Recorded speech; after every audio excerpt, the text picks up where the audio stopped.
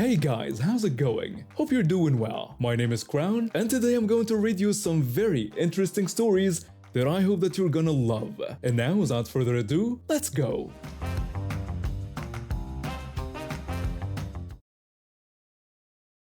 I started working at this warehouse right after I finished community college. My original plan was to use my associate degree to get into an office job somewhere, but the market was tough and I needed steady income.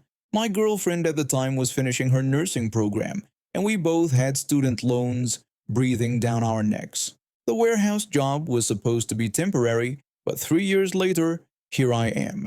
Not complaining though, the work keeps me grounded and the overtime pay during busy seasons is actually pretty good. The management structure here is simple. We have our shift supervisor, a warehouse manager, and then the workers. Everyone knows their role and most people respect the chain of command. Most people. There's this guy who's been here longer than anyone else. He's in his mid-40s, been at the warehouse for over a decade. Technically, he's just another worker like the rest of us, but he acts like he owns the place. From day one, he made it clear he thought he was above everyone else. He'd walk around giving unsolicited advice, criticizing how people did their jobs, and generally acting like some sort of unofficial supervisor. At first, I tried to be respectful. I figured maybe he had earned some informal authority through his experience. But it quickly became clear that his attitude wasn't about helping anyone or improving efficiency. It was just about feeling important and pushing people around. He had this habit of commenting on everything everyone did. If you took a bathroom break, he'd make some snide remark about productivity. If you organized your station differently than he would, he'd lecture you about the right way to do things. The real supervisors mostly ignored him because he got his work done, but it was obvious they found him annoying too. The worst part was how he treated the newer employees. This one kid who started a few months ago was clearly trying his best, but this guy would hover around him constantly, pointing out every little mistake and making the kid nervous. It reminded me of my first few weeks there when I was still learning the ropes. What really bothered me was the guy's complete lack of self-awareness. He'd spend 10 minutes lecturing someone about efficiency while ignoring his own habits, like how he'd disappear for 20-minute bathroom breaks, or how he'd stand around gossiping with whoever would listen. But heaven forbid anyone else take their legally mandated lunch break without getting grief from him. Last week was when things finally came to a head. I was sitting in the break room during my scheduled 30-minute lunch break, eating a sandwich and scrolling through my phone. It had been a particularly busy morning, and I was looking forward to just relaxing for a few minutes. The break room was pretty empty, just me and a couple other guys from different departments. He walked in. He grabbed something from the vending machine and noticed me sitting there. Instead of just minding his own business, he had to make one of his comments. He sneered at me and said something about how it must be nice being so lazy. The comment hit me the wrong way. I've been working hard all morning following my scheduled break time exactly when outlined in our employee handbook. There was nothing lazy about taking the break I was legally entitled to. But instead of getting angry, I decided to respond with a smile. I told him cheerfully that yeah, it was almost like following labor laws. I kept my tone light and friendly, but the message was clear.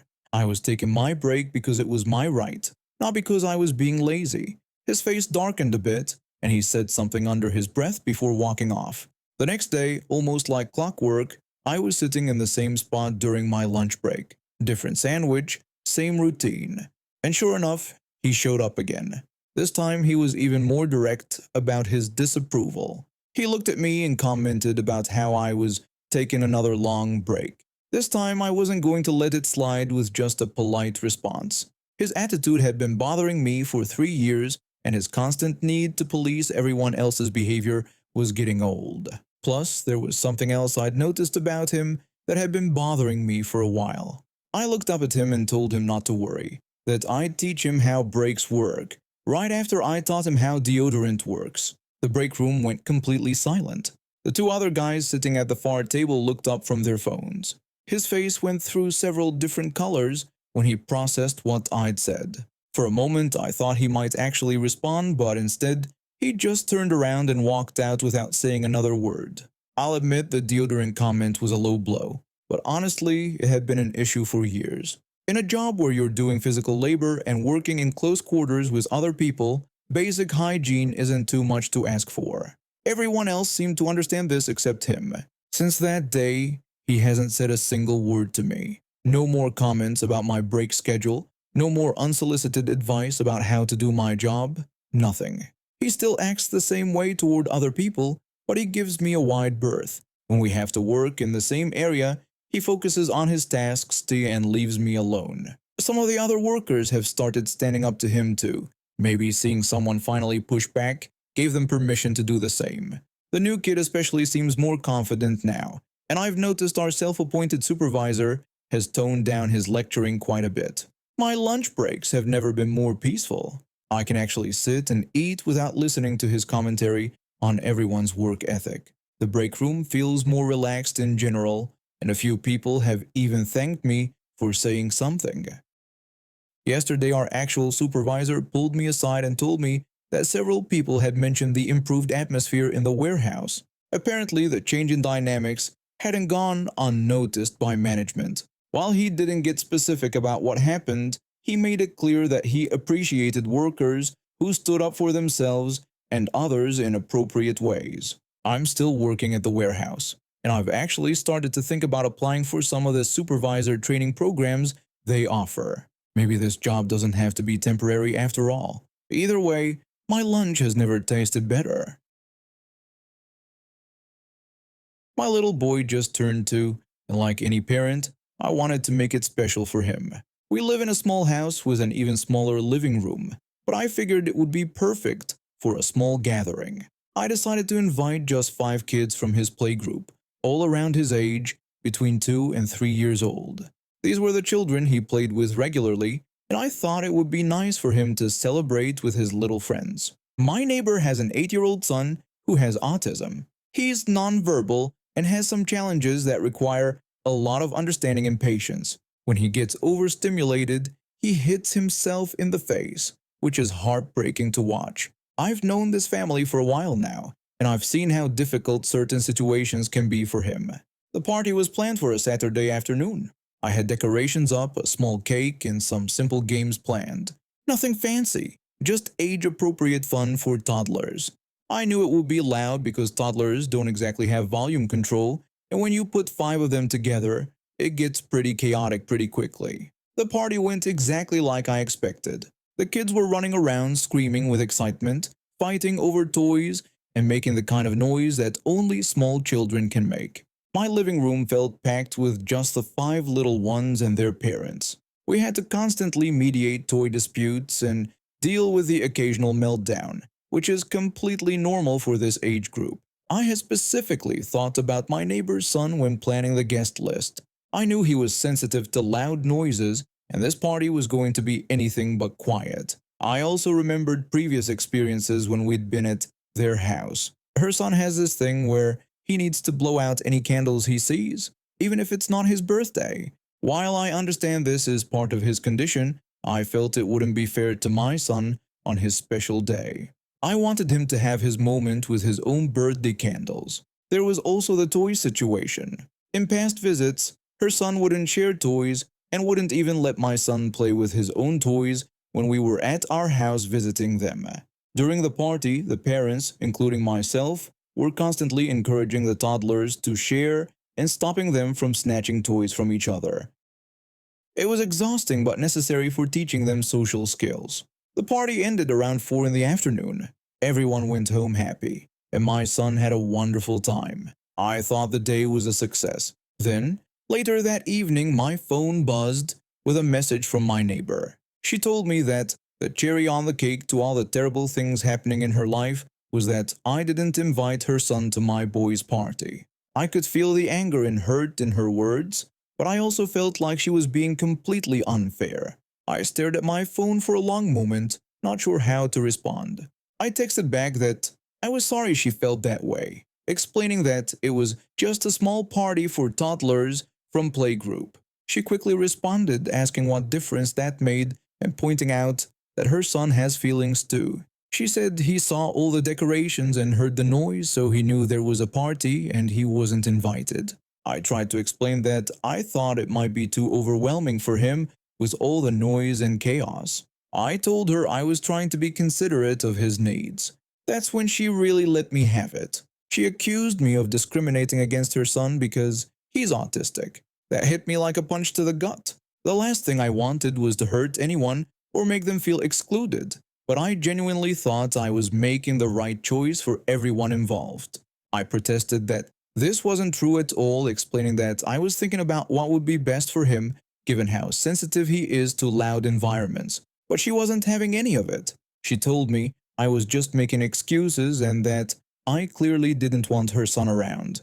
She said I was trying to make it sound like I was doing them a favor when really I was just being cruel. I felt terrible. Maybe I had made the wrong choice. Maybe I should have invited him despite my concerns. But then I remembered how packed my small living room was with just 5 toddlers, how loud and chaotic it got, and how her son typically reacts in those situations. I tried one more time to explain that I really wasn't trying to exclude anyone. I told her the space was very small and it got extremely loud, and that I honestly thought it would be too much for him.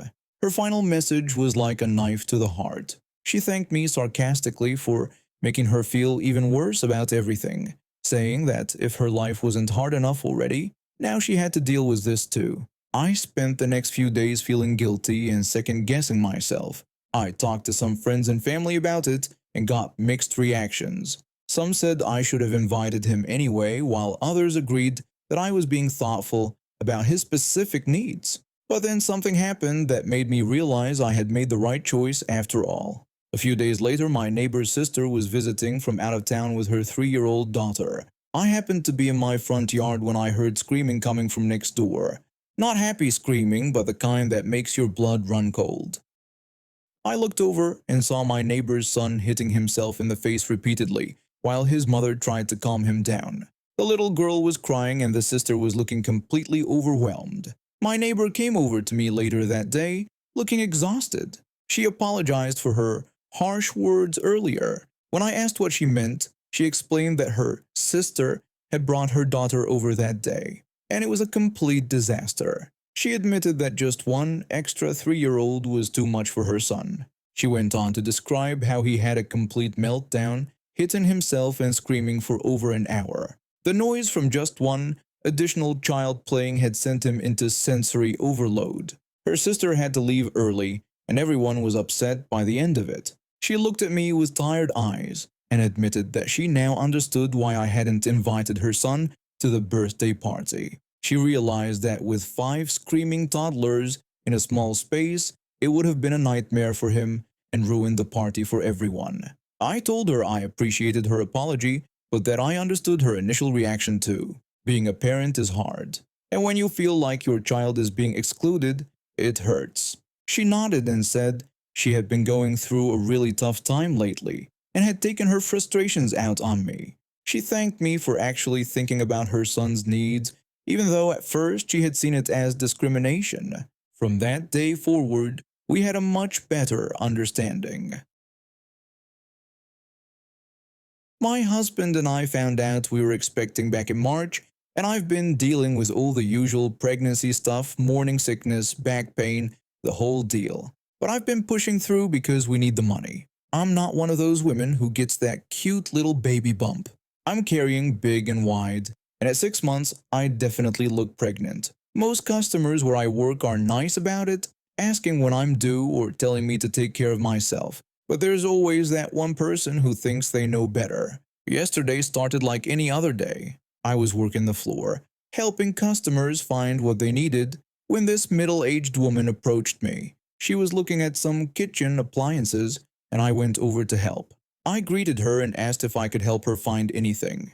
She told me she was looking for a blender but wanted to talk to someone who actually knew what they were talking about. She questioned whether I was even qualified to help her. I was a bit taken aback, but I've dealt with rude customers before. I told her I'd be happy to help and mentioned that I've been working in this department for over a year. She looked me up and down with this disgusted expression. Then she made some nasty comment about how maybe if I spent less time eating and more time learning about products, I'd be more useful. She asked how I even fit behind the counter. I felt my face get hot. I've dealt with comments about my weight before, but this was different. I explained that I was actually pregnant and tried to redirect the conversation back to the blender she needed. That's when she really went off. She said there was no way I was pregnant, and that was just what fat people say when they don't want to admit they've let themselves go. She called me lazy and said I was making excuses. At this point, other customers were starting to stare. I tried to keep my composure and assured her I was 6 months pregnant. I asked if we could please focus on finding her a blender, but she wouldn't let it go. She said 6 months pregnant was more like 6 years of bad eating habits. She went on this rant about how this was exactly what's wrong with young people today, saying we have no self-control and no shame. Then she said I was probably going to pop out some kid I couldn't afford, while the rest of them paid for it with their taxes. That's when I lost it. I'm usually pretty good at handling difficult customers, but the pregnancy hormones combined with months of back pain and this woman's nastiness just pushed me over the edge. I told her she needed to back off. I explained that I was doing my job and being respectful, but she was being completely out of line. I said if she didn't want my help, she could find someone else, but she needed to stop harassing me. She got even more angry and yelled that she wasn't harassing me, just telling the truth. She repeated that I was fat and lazy and lying about being pregnant.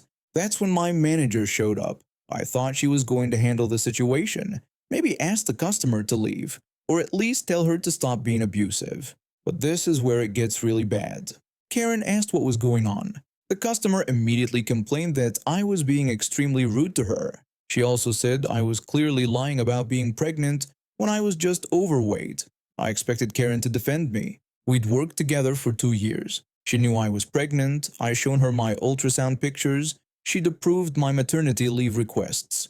Instead, Karen apologized to the customer. She said I've been having attitude problems lately and probably thought being pregnant gave me special treatment. I asked if she was serious, pointing out that this customer had been calling me fat and lazy for the past 10 minutes, and she was taking the customer's side. Karen responded that maybe if I presented myself more professionally and didn't let customers see me as an easy target, this wouldn't happen. The customer agreed and thanked Karen for understanding before walking away with this smug look on her face. I was standing there in shock. I told Karen that I'd been nothing but professional, and she threw me under the bus for a customer who was completely out of line. Karen said my attitude lately had been terrible. She claimed that ever since I got pregnant, I thought I could just coast and everyone had to accommodate me. I asked about my attitude and pointed out that I've been working just as hard as always despite being exhausted and in pain every day. Karen told me to spare her the sob story. She said plenty of women work while pregnant without making it everyone else's problem. That was it.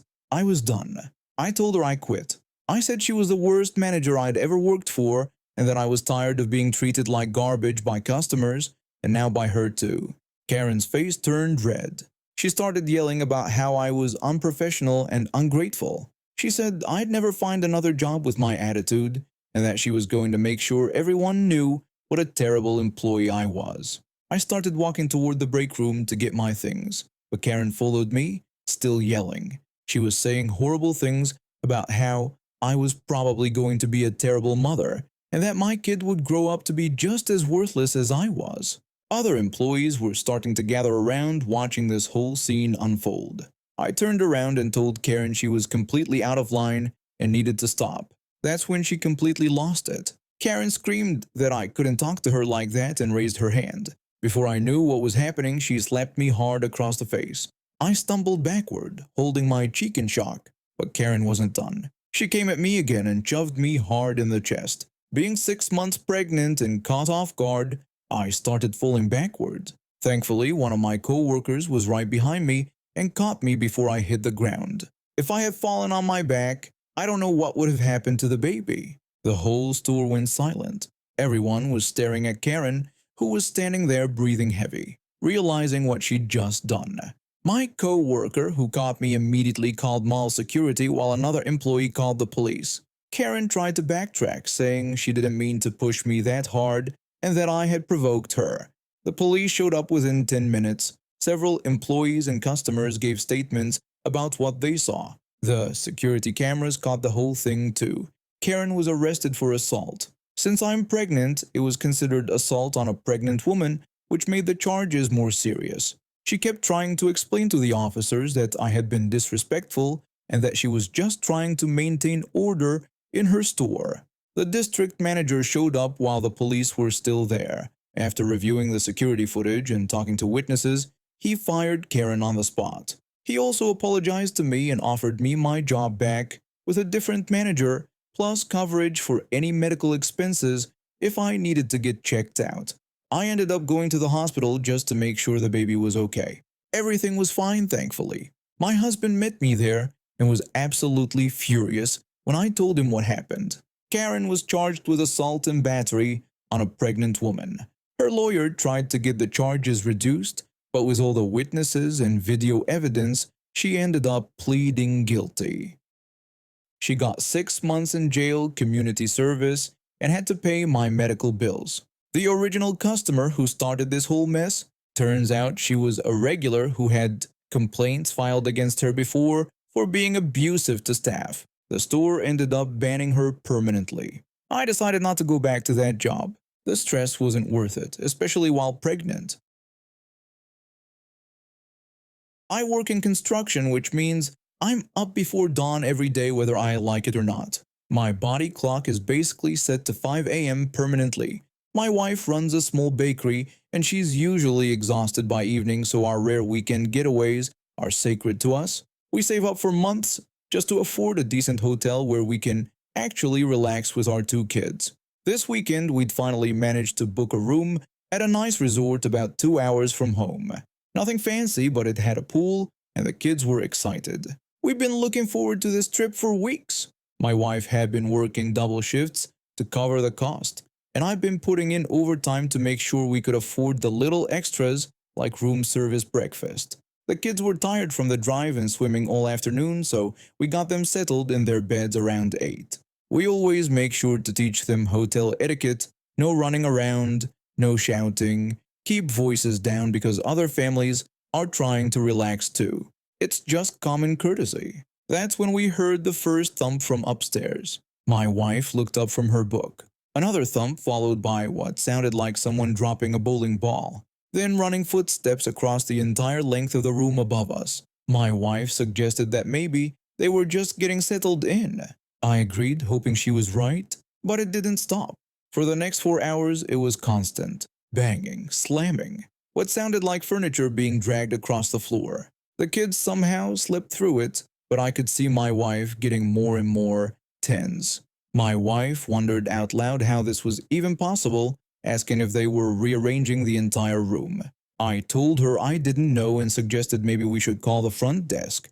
She said we should give it a little longer and maybe they'd settle down. They didn't settle down. If anything, it got worse around 11. It sounded like I heard a buffalo stampeding around up there. My wife finally gave up trying to read and just lay there staring at the ceiling every time another crash echoed down. She told me she couldn't take it anymore and that this was supposed to be our relaxing weekend. I apologized, even though it wasn't my fault. She said she knew it wasn't my fault but explained how we'd worked so hard to afford this trip and now she couldn't even sleep. I was getting angrier by the minute, not just because of the noise but because I could see how upset my wife was. She'd been looking forward to this weekend for months. She'd been working herself to death at the bakery just so we could have this one weekend to ourselves, and these inconsiderate people were ruining it. The noise finally died down around midnight. We managed to fall asleep but the damage was done. My wife was stressed and tired, and I knew the rest of our weekend was going to suffer for it. Like clockwork, I woke up at 5 a.m. 4 hours of sleep. I lay there for a few minutes, listening to my wife's exhausted breathing, and that's when the idea hit me. I slipped out of bed quietly and headed down to the lobby. There was a house phone near the elevators. I picked it up and dialed 6 plus the room number directly above ours. It rang 5 times. No answer. I was about to hang up and forget the whole thing when I remembered my wife's disappointed face. These people had ruined our expensive weekend.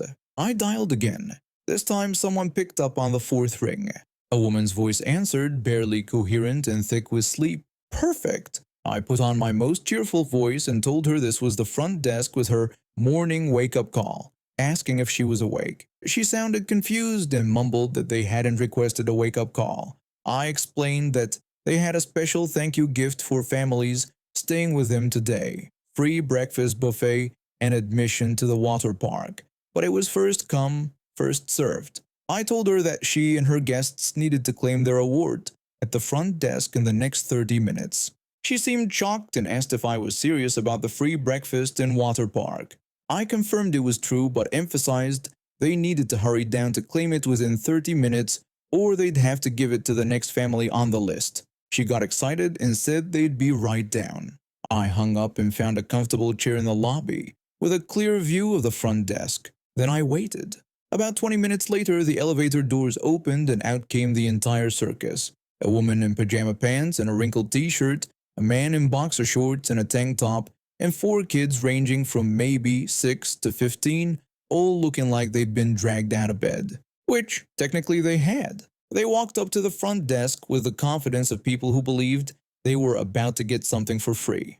The woman announced they were there for their free breakfast and water park passes. The desk clerk, a young woman who'd probably been dealing with early morning complaints already, looked confused and asked what she meant about free breakfast and water park passes. The woman explained that someone from the front desk had called their room about 30 minutes ago and said they had won some kind of thank you gift. The desk clerk apologized and explained that they didn't offer free water park passes. Their breakfast wasn't included with standard rooms and they didn't make wake-up calls unless specifically requested. The woman's expression shifted from confusion to irritation. She insisted that someone from the front desk had definitely called them. The desk clerk explained that she'd been the only one there since midnight and hadn't made any calls. That's when it started getting heated. The woman demanded to see the manager, getting louder with each word. Her husband joined in, claiming this was false advertising. The kids stood around looking confused and disappointed. The desk clerk tried to stay calm and professional, but I could see she was getting flustered. She kept explaining that no one from the hotel had made that call and that someone must have pranked them.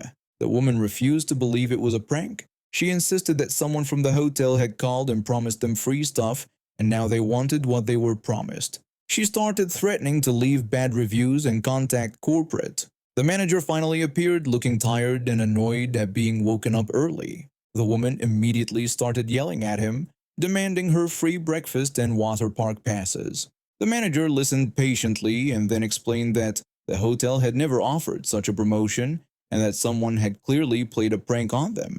It took about 5 minutes of back and forth before reality finally sank in. The woman's face went red with embarrassment and anger. She realized she'd been tricked and dragged her entire family downstairs in their pajamas for nothing. The family trudged back to the elevator, the woman muttering angrily about pranks and wasted time.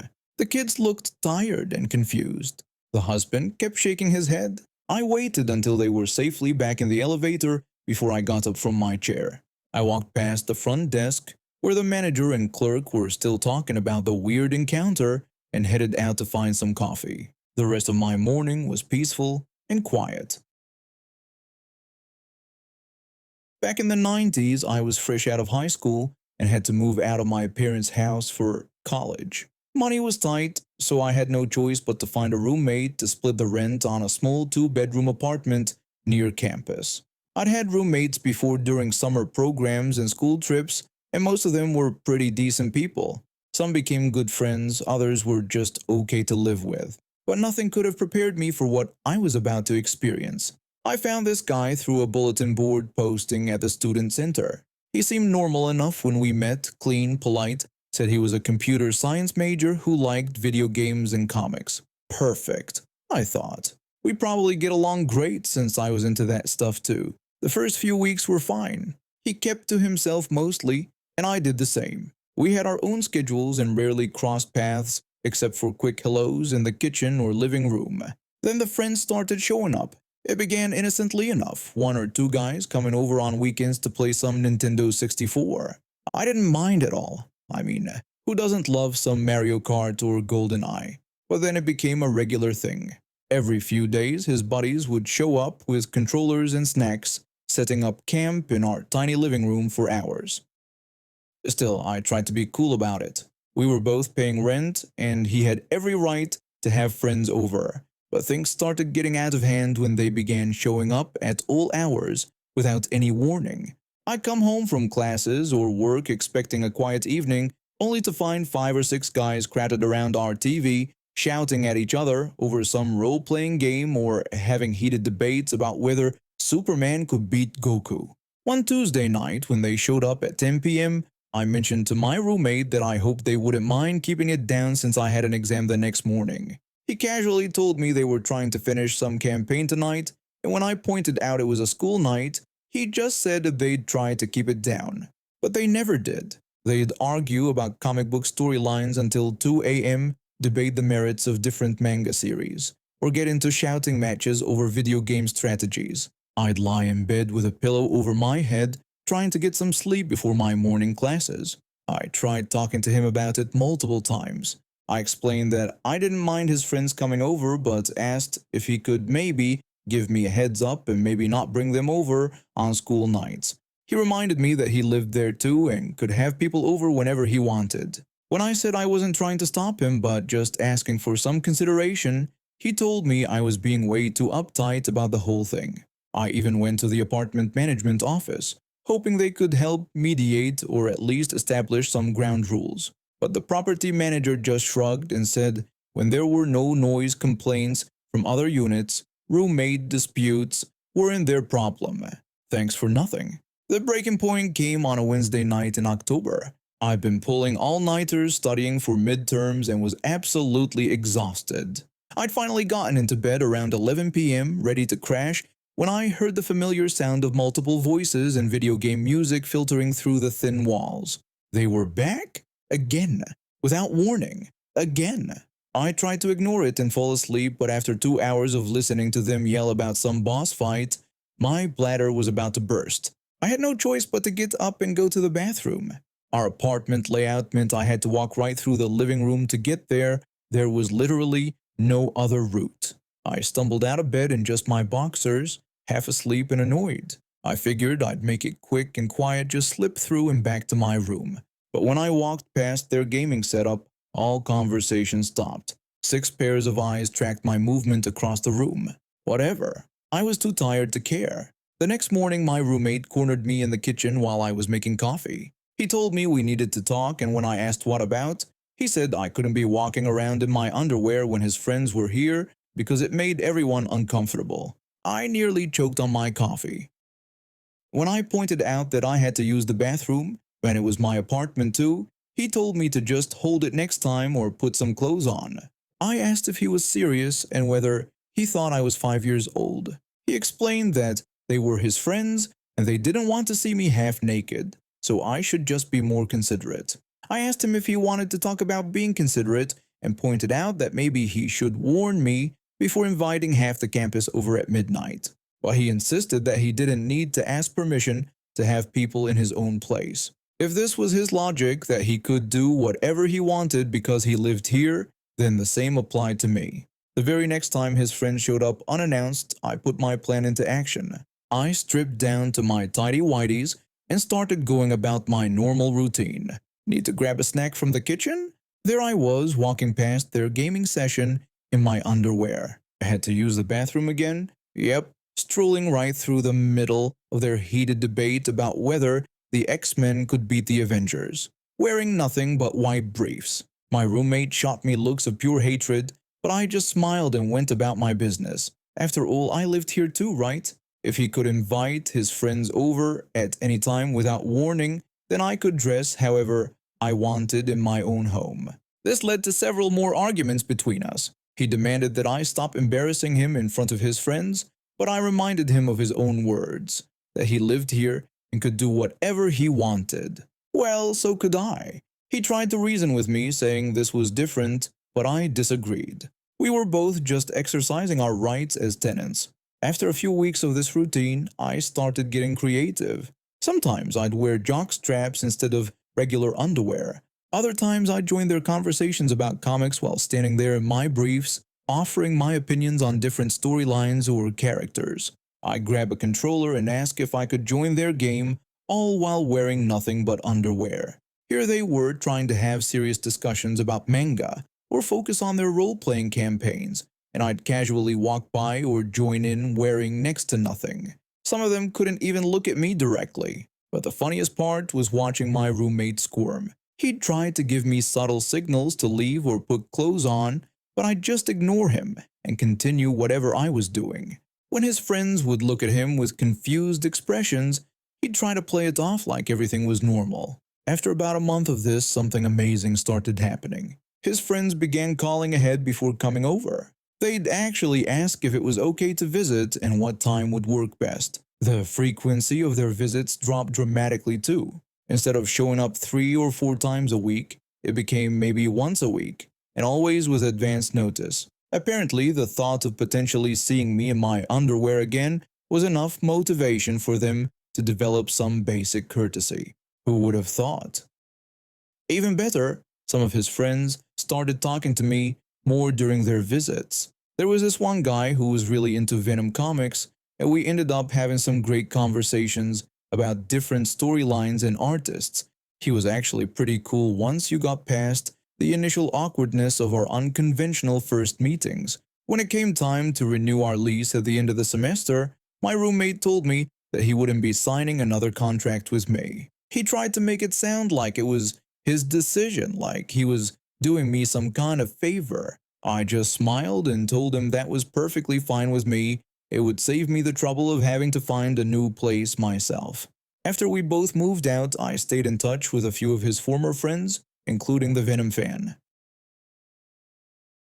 And now we have reached the end of today's stories. Thank you for watching, and see you next time.